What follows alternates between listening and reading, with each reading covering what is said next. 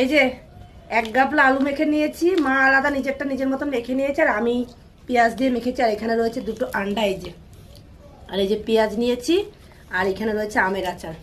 এবার নেব ভাত। চলো ভাত নিয়ে নিই দুটো। আর এখানে এই দেখো চিংড়ি মাছ মালাইকারি করে এনেছি। এখানে খুব সুবিধা হচ্ছে, মানে রান্নাটা করে দেওয়ার জন্য এদিকটা খুব ভালো হচ্ছে। তো এই দেখো ভাত নিয়ে নিলাম, আর সাথে রয়েছে আচার, আর ডিম তো আছেই, এই যে। আর নেব কি জানো, নেব হচ্ছে এইটা, এই যে চিংড়ি মাছ নেব বাবা। এই দেখো চিংড়ি মাছ পুরো গুটিয়ে গেছে, এই যে একটা, দুটো, আমি দুটো, মা দুটো, ঠিক আছে। তো চলো লাঞ্চটা সেরে নেওয়া যাক।